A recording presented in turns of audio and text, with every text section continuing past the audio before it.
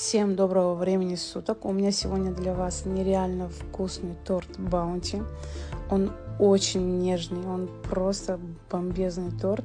Обязательно советую вам, чтобы вы приготовили его, попробовали. Я уверена, что этот торт вам понравится, и вы надолго его запомните и всегда будете готовить. Это самый вкусный крем, который я когда-либо пробовала. Вот я вам честно говорю, девочки.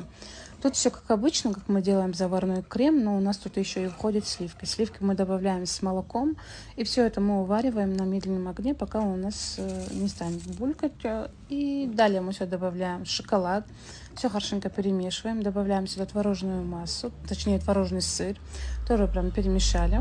Далее добавляем сюда кокосовую стружку, чем больше, тем вкуснее. И у нас получается вот такой вот крем. Рецепт бисквита я оставила в описании. Также у меня в ленте есть очень много видеорецептов бисквита. Можете зайти посмотреть и испечь, какой вам больше нравится. Далее у нас сборка. Сборка все как обычно. Корж, пропитка и крем.